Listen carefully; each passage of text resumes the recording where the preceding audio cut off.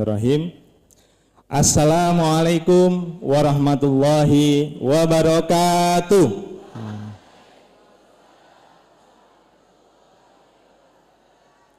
Alhamdulillahirabbil alamin. Wassalatu wassalamu ala asrofil anbiya'i wal mursalin nabiyina Muhammadin wa ala alihi wa ashabihi ajmain. Amma ba'du. Sama-sama yang kami hormati Bapak Ketua Yayasan Laksamana Haji Ibrahim, Haji Tengku Umar Laksamana MBA, kemudian yang kami hormati anggota Dewan Pembina Yaslak, Tengku Samsul Bahri dan Tengku Zulfikar, kemudian Ketua Dewan Pengawas Yaslak, Dr. Yasli Syam. Kemudian anggota Dewan Pengawas Yaslak T. Yusuf Ibrahim dan T. Araf Mustafa, kemudian Direktur Dayah Jemalah Amal Dr. Andes Tengku Hamdani, Ayaham, Alhamdulillah, kemudian para wakil direktur dan seluruh kabak, kemudian tim pendamping DJA, Dr. Aman Yaman selaku pemateri pada hari ini. Insya Allah kami banyak belajar nanti dari dokter. Kemudian Dr. Tasrif, CEO BI Aceh, seluruh guru dan karyawan DJA dan juga putra-putri murid DJA yang kami cintai dan kami banggakan. Ya. Pertama kalinya marilah kita panjatkan puji syukur kehadirat Allah SWT atas segala nikmat dan karunia-Nya. Salawat serta salam semoga senantiasa tercurahkan kepada junjungan kita Nabi besar Muhammad SAW. Karena tadi Pak Umar membuka dengan pantun, maka izinkan juga saya buka dengan pantun. Ya. Ke pasar ikan membeli bawal, ya. Dimasak santan hidangan istiqomah. Selamat milad Dayah Jemalah Amal, 38 tahun menebar berkah dan dakwah.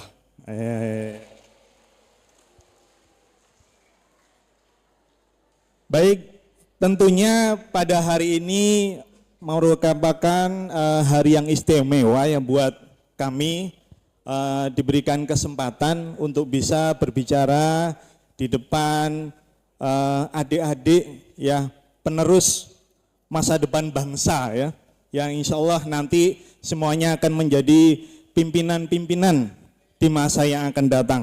Amin amin ya. Tadi sempat satu ayat yang dibuka, Doharul Fasadu fil bahri wal bahri. Mohon dikoreksi ayah. Teringat dulu ya, karena kebetulan anak kami paling besar sudah SMA kelas 3, jadi boleh panggil Bapak ya. Jadi dulu Bapak pernah ketika kelas SMA kelas 2 itu ikut lomba pidato. Nekat karena nggak ada lagi yang mau berangkat, akhirnya ditunjuk sekolah berangkat dengan persiapan yang minimal gitu. Waktu itu sekaresidenan Besuki, karena dulu Bapak di Banyuwangi ya, di SMA negeri di Banyuwangi. Apa yang disiapkan materi? Waktu itu temanya memang tentang kerusakan alam, ya.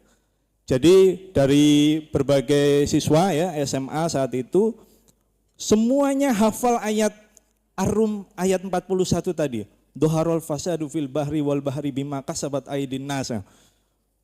Pas kami dari SMA negeri kan enggak hafal ya, enggak ngerti. Aduh, kok semuanya pakai ayat itu, enggak hafal kami. Nah, tapi tetap pede ya. Bagaimanapun kalau sudah gilirannya tampil udah pede aja. Dianggap kita memberikan apa yang bisa kita berikan pada saat penampilan tersebut. Ketika penilaian ada babak semifinal, final sampai dengan di sore hari itu pemilihan juara.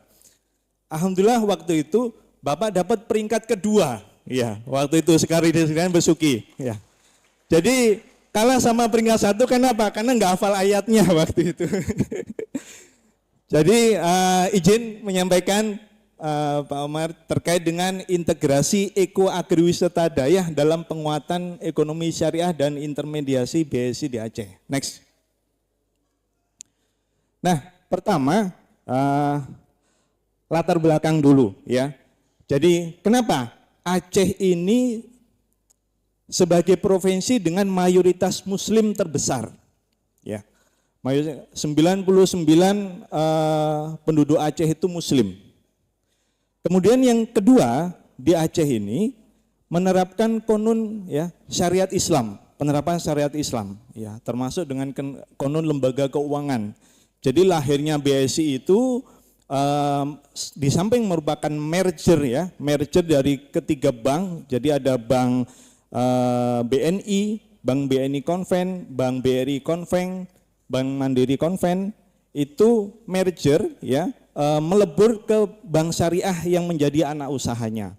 Lalu setelah menjadi anak usaha dari bank syariah tersebut, mergerlah dengan undang-undang yang dikeluarkan oleh pemerintah, dan khususnya di Aceh semuanya akhirnya merger menjadi Bank Syariah Indonesia. Tuh. Nah, ini salah satu penerapan dari konun syariat Islam. Nah, tentunya ini menjadi peluang yang besar ya bagi pengembangan ekonomi syariah, termasuk wisata halal, agribisnis, dan pendidikan Dayah.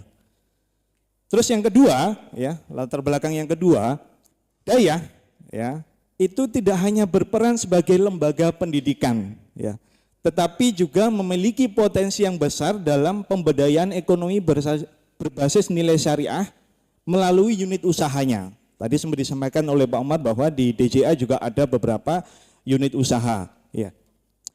Kemudian karena temanya tentang eko agriwisata, ya apa sih sebenarnya eko agriwisata itu? Yang pertama, eko agriwisata itu adalah model pengembangan yang menghubungkan pertanian berkelanjutan, pariwisata halal, dan pemberdayaan masyarakat untuk menciptakan nilai tambah ekonomi lokal. Ya. Nah, seperti apa konsepnya Bapak Ibu dan adik-adik semuanya? Pertama, karena namanya ada agrinya ya, eko agri wisata. Pertama adalah pertanian yang berbasis syariah ya, dan prinsip keberlanjutan lingkungan. Jadi pertanian yang berbasis syariah tidak hanya pertanian saja, tapi juga yang mengandung prinsip keberlanjutan lingkungan gitu. Kemudian yang kedua, dalam pertanian tadi juga dipadukan pengembangan wisata halal yang sesuai nilai syariah. Jadi kalau di Malang ya, di Malang di Jawa Timur kebetulan anak yang pertama sekolah di pesantren di Hidayatullah di Malang. Di Malang itu dan kota dan kabupaten itu ada 800-an Dayah ya, di dua kota tersebut, kota dan kabupaten. Dan di sana ya, tempat rekreasinya itu semenjak dulu tinggal mulai tahun 2002 di Surabaya, itu ada namanya Jatim Park 1 dan Jatim Park 2. Sekarang sudah sampai Jatim Park 3, bahkan informasinya akan ada Jatim Park yang keempat. Jadi di kota Malang itu yang kita sebut sebagai kota pelajar ya, karena di sana juga banyak sekolah, banyak Dayah juga ya. Dua kabupaten itu sudah ada 800 Dayah. Ternyata di sana tempat rekreasinya itu selalu ramai. Ya. Jadi Jatim Park 1, 2, 3 itu sampai dibangun dan selalu full pada saat terutama liburan sekolah ya. Dan terkadang ramai juga pada saat apa? Orang tua kunjungan ke santri. Kenapa? Karena sambil kunjungan ke anaknya ya, orang tua murid itu juga sambil ngajak jalan-jalan ya, ke Jatim Park 1, Jatim Park 2, Jatim Park 3, ada namanya batu naik spektakuler dan seterusnya. Ada yang wisata petik, agrowisata Malang itu petik apel.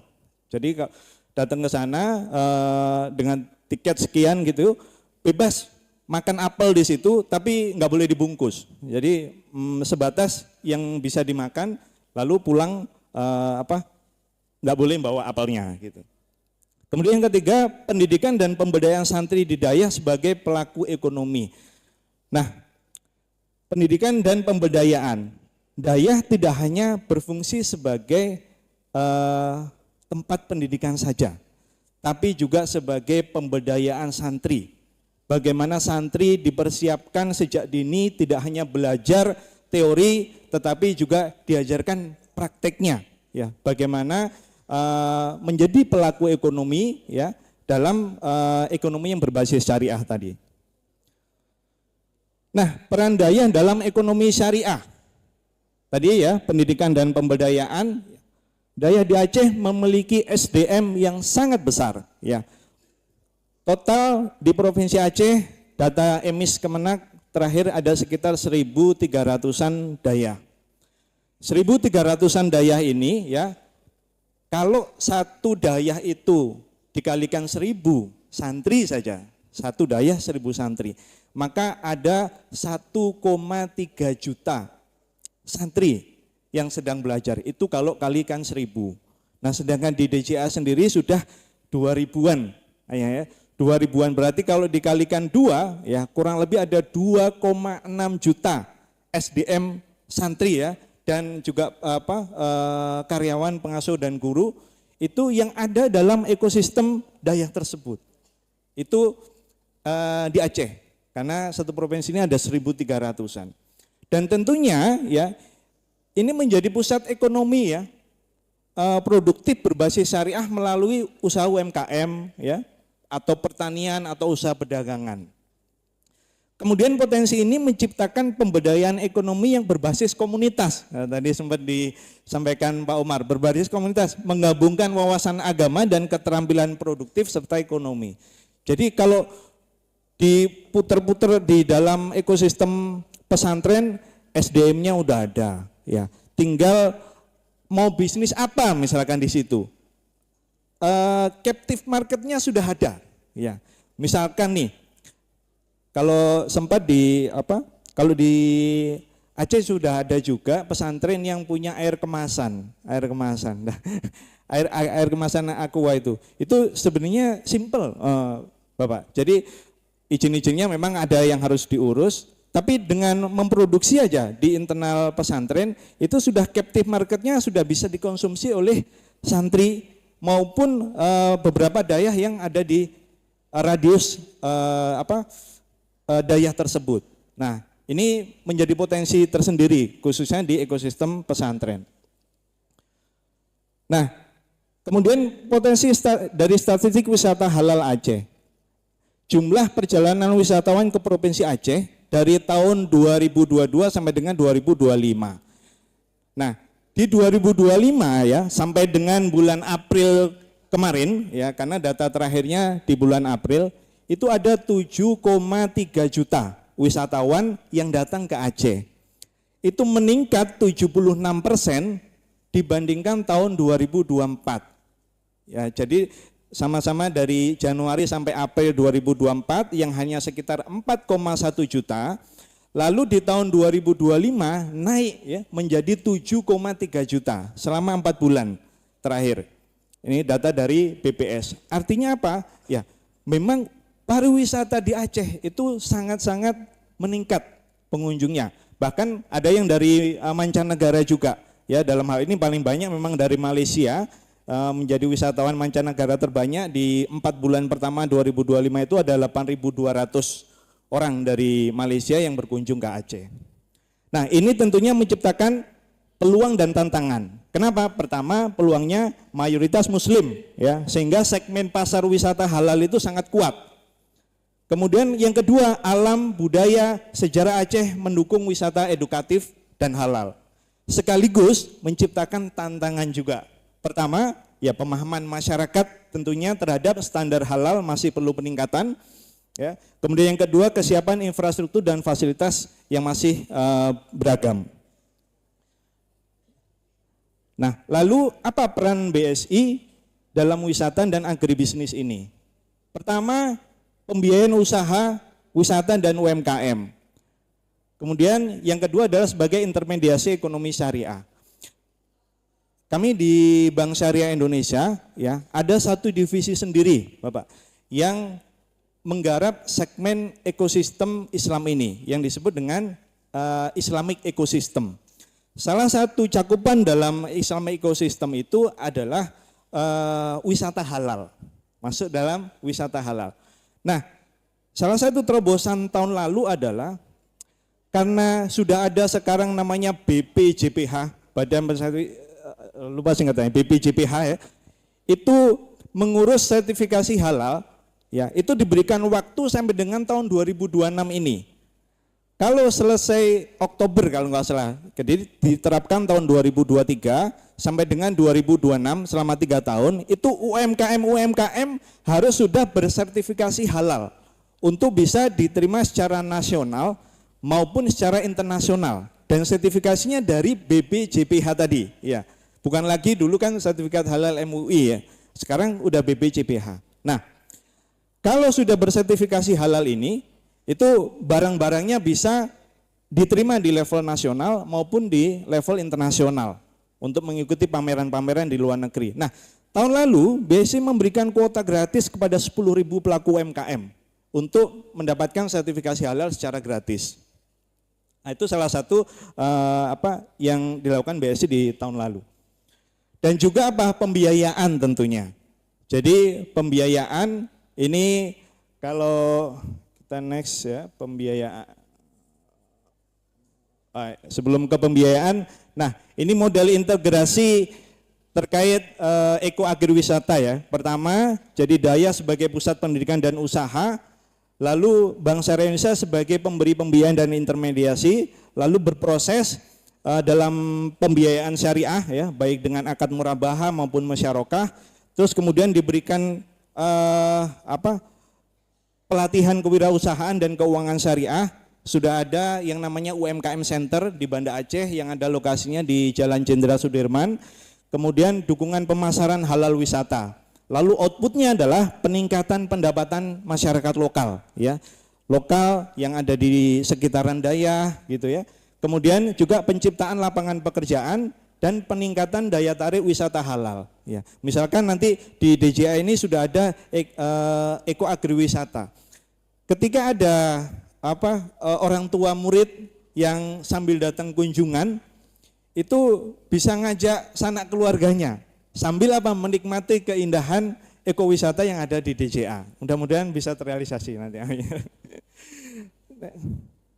Nah, ini bentuk rekomendasi kebijakan dan strategi ya, tentunya bagi pemerintah adalah mengembangkan regulasi pariwisata halal dan eko agriwisata, kemudian meningkatkan sertifikasi halal untuk UMKM dan wisata kuliner. Nah, ini yang perlu mendapatkan endorse dari pemerintah. Kemudian mensinergikan Daya sebagai pusat pemberdayaan ekonomi lokal.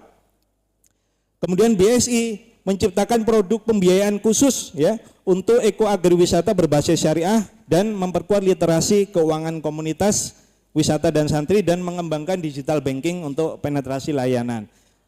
Lalu bagaimana bagi pondok pesantren? Bagaimana perannya? Yakni mengintegrasikan pendidikan kewirausahaan syariah dalam kurikulum. Jadi mungkin ada praktek kerja khusus ya untuk mempersiapkan santri tidak hanya belajar secara teori tapi juga prakteknya secara langsung di lapangan. Kemudian bentuk unit usaha syariah yang berkelanjutan ya di bidang rural tourism, agribisnis dan UMKM. Nah, ini contoh sinergi BSI dengan BSI Maslahat di Daya Jemalah Amal. Ada peternakan bebek yang tadi disebut Pak Umar. Kemudian diharapkan dengan peternakan bebek yang sudah terwujud ini bisa memberikan kontribusi ya dalam pembangunan pendidikan berbasis nilai dan pemberdayaan. Dan program ini sebenarnya juga bisa didorong menjadi salah satu program eko agriwisata Daya yang menggabungkan kegiatan agrikultur, pendidikan lingkungan dan budaya lokal.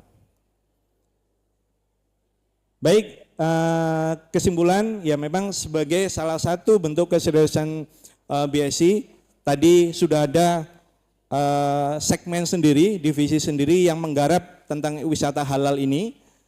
Kemudian integrasi eko agriwisata Daya berpotensi menjadi pembangunan ekonomi lokal yang berkelanjutan, inklusif dan berlandaskan syariah. Next.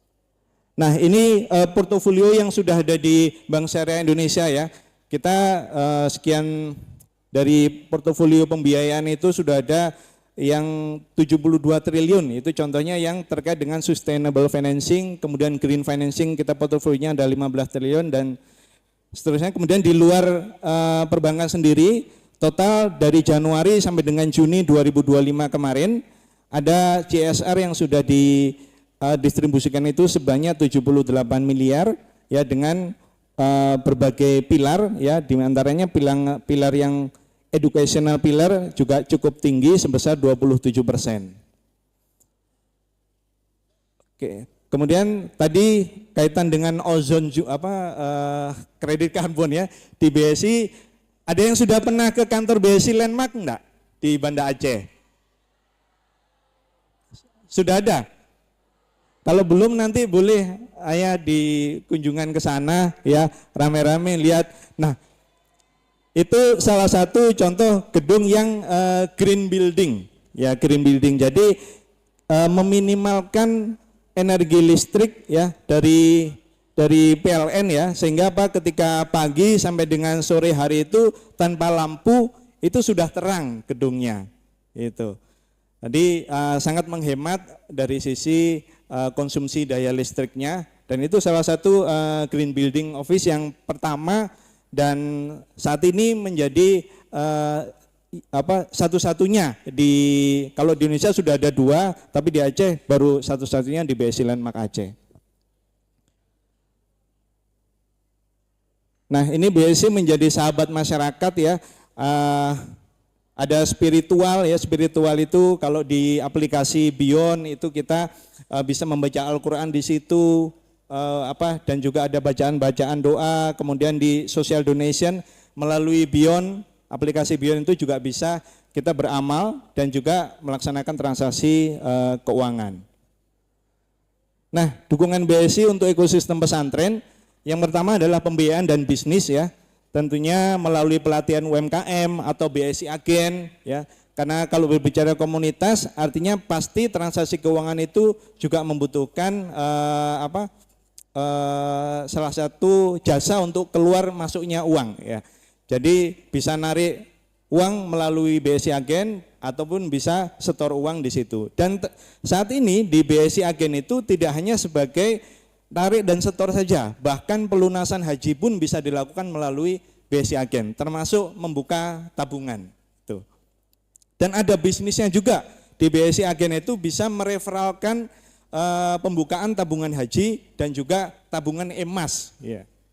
Tuh. Kemudian edukasi, eduvisit ke BSI, silakan adik-adik yang kepingin berkunjung ke BSI Landmark, kami dengan senang hati tinggal diatur jadwalnya, nanti bisa keliling di gedung Landmark dan mungkin ada sedikit tentang penjelasan bagaimana operasional bank syariah itu. Kemudian dari sisi keuangan juga pembayaran SPP, uang saku, payroll dan seterusnya. Kemudian sosial, pembentukan LAS yang kemarin sempat dibicarakan dengan Bapak, itu bisa menjadi partnernya BSI Maslahat ya. Kemudian haji dan umroh. Nah, beberapa dayah memang sudah memiliki unit usaha haji dan umroh. Dan kami lihat portofolionya di BSI cukup cukup besar gitu ya. Karena dengan usaha haji dan umroh di lingkungan daya itu sendiri, sekali lagi sudah ada paling tidak captive marketnya, itu dari orang tua murid, ya orang tua murid maupun jamaah pengajian yang dibentuk dari daya tersebut. Atau mungkin juga apresiasi buat adik-adik ya, mungkin dengan lulusan yang terbaik itu bisa dapat hadiah umroh ya, mau ya adik-adik ya, minimal hadiahnya tabungan haji dulu. Nice.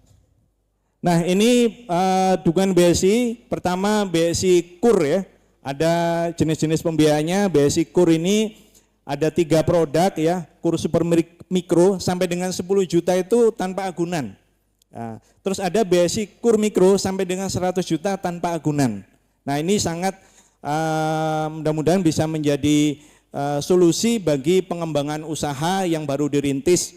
Misalkan kalau di Daya Jemalah Amal, misalkan ada laundry ya atau catering dari masyarakat sekitar, kami dengan senang hati misalkan direferensikan kepada pihak perbankan untuk diberikan pembiayaan mikro, khususnya KUR dengan margin yang sangat minim. Dengan apa? Captive marketnya sudah ada, karena pihak daya menunjuk dari masyarakat tersebut untuk menjadi partner ya, menjadi rekanan dalam hal laundry ataupun catering tadi. Kemudian BSI Boom dan BSI SME untuk yang menengah ke atas. Yang di atas 100 juta baru dengan pakai agunan pembiayaan. Nah, kemudian dukungan literasi dan edukasi syariah untuk ekosistem pesantren, seminar, kemudian seminar wirausaha, itu insya Allah karena pesantren juga menjadi ekosistem Islam yang harus kami dekati ya, dan juga karena sudah ada tadi divisi sendiri, tentunya BSI juga akan memaksimalkan segala bentuk potensi dalam pesantren tersebut. Kemudian dari dukungan sektor usaha, ada warung BSI, kris BSI, ya. Kemudian tadi BSI Agen. Jadi boleh misalkan dalam satu daya itu ada koperasi, yang koperasi ini mengurus BSI Agen. Nah, kami dengan senang hati dibukakan, diberikan EDC untuk bisa bertransaksi dan bisa menghasilkan FIBIS bagi koperasi tersebut. Kemudian pembentukan dari sektor zakat, infak, sedekah, pembentukan OPZ ya, yang bisa juga selama OPZ itu belum berizin secara legalitasnya belum berizin, kami dengan senang hati menjadi partner ya melalui BSI Maslahat. Kemudian sistem keuangan CMS dan program JISFAS BSI. Ada Islamic Endowment Fund ya, dan juga BSI Deposito Wakaf. Kemarin salah satu yang sudah pernah dibuka adalah di Deposito Wakaf UIN Araniri ya. Jadi kita buatkan produk deposito wakaf yang menjadi pewakafnya adalah para alumni ataupun tenaga pendidik ataupun masyarakat sekitar. Itu uangnya nanti utuh ya, karena di dalam bentuk deposito. Pokoknya tetap utuh, tapi bagi hasilnya itu digunakan untuk beasiswa mahasiswa UIN yang tidak mampu. Sehingga apa? Ini akan terus deposito wakaf minimal 1 tahun, ketika 1 tahun jatuh tempo bisa terus diperpanjang atau di break. Jadi uangnya tetap utuh, bagi hasilnya yang bisa digunakan oleh pihak UIN ya, untuk memberikan beasiswa kepada mahasiswa yang kurang mampu. Next, ini udah. Nah, salah satunya dukungan investasi halal adalah tadi melalui tabungan haji dan umroh, karena sudah ada di dalam market di pesantren itu sendiri. Yakni apa? Kita ada jargon namanya program Abatana, masuk jadi santri, lulus jadi calon jamaah haji. Ya, adik-adik mau haji? Mau ya. Jadi harus dipersiapkan sejak dini. Kenapa? Karena hari ini antrian haji itu di 26 tahun. Jadi kalau daftar di usia misalkan 10 tahun ya, itu 10 tahun ditambah 26 tahun, usia 36 tahun baru bisa berangkat. Nah, tapi kalau bisa kita persiapkan lebih dini ya, untuk menuju setoran awal yang 25 juta itu maka harus dipersiapkan. Ya, kalau tidak langsung ready 25 juta, maka harus dipersiapkan menabung sampai dengan bisa mendapat setoran awal yang porsi haji sebesar 25 juta. Nah, karena butuh waktu dipersiapkan program oleh BSI, salah satunya Abatana, ayo berhaji aman dan terencana. Baik, saya sudah cukup, Pak Omar. Adik-adik, ada satu pertanyaan, mau enggak? Hadiahnya tabungan haji ya. Pak Muyasa, Bang Adi nanti tolong dipersiapkan. Nanti bisa buka di KCP terdekat. Pertanyaannya adalah ya, BSI itu gabungan dari berapa bank?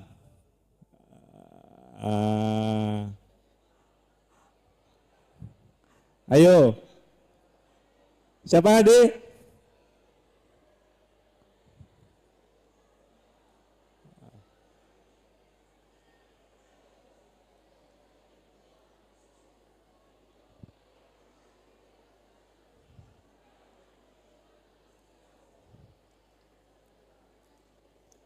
Siapa namanya?